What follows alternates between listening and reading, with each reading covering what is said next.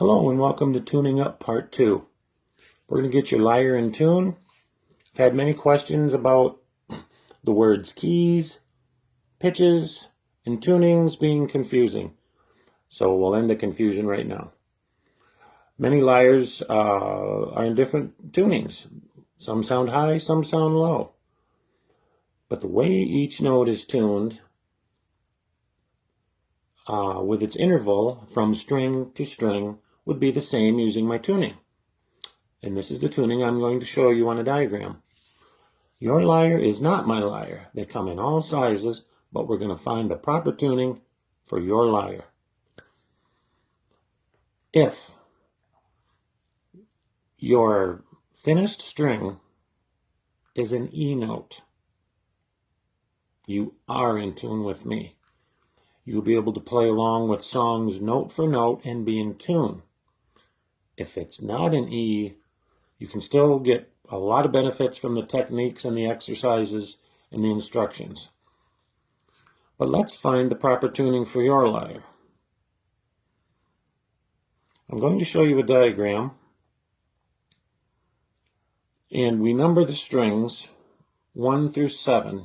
You may have a 7-string lyre, you may have a 6-string lyre, you may have a 5-string lyre, but let's start with string number 1. At the top you can see number 1. That's the thinnest string.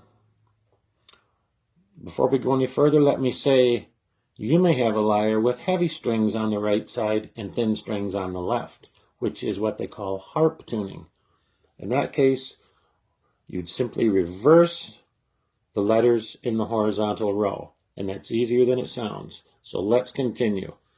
If your thin string is on the right side, as in the diagram, pluck your thinnest string. If it feels very loose, tighten it. If you're not sure how tight to go, let me say that it should feel tight, but it should not feel stiff. If you don't know what note this should be,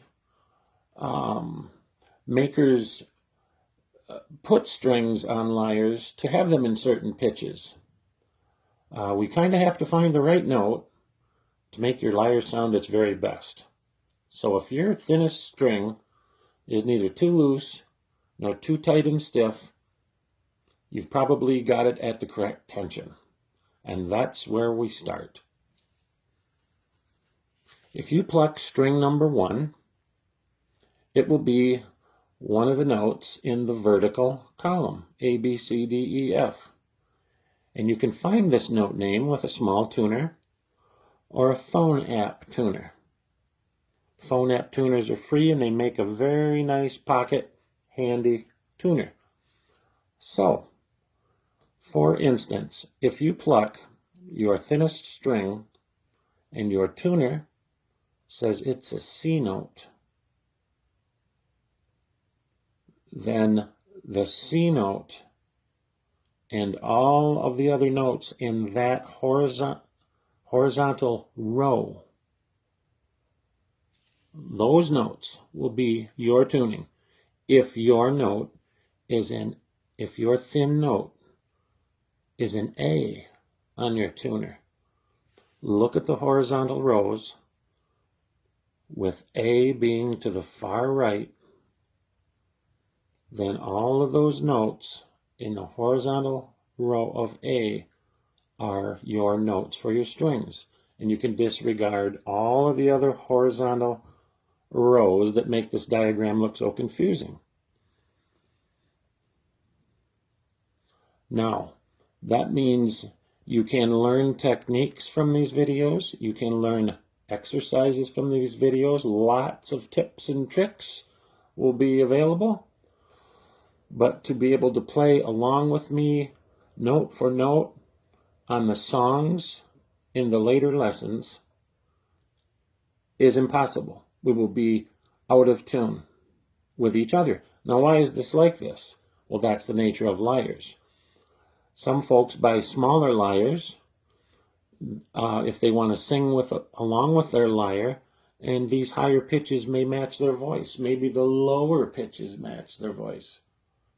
Maybe they just bought a lyre with no regard to the tuning, and many people do that.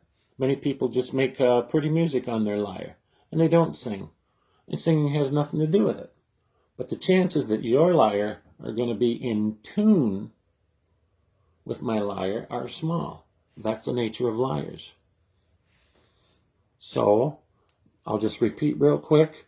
Just pluck your thinnest string and tune it to a nice tension where it's neither too loose nor too tight. For instance, if it's an E. If string number 1 is an E, all of the notes in the horizontal E row are your notes for your tuning. And these lessons will be handy for you. The pitch of your lyre and my lyre will not match, but the tuning will match. And that's what's important, and that's how we learn to play. So if you have more questions on this confusing subject, just give me a message in the comments or send me a Facebook message or email. We'll see you in the next lesson.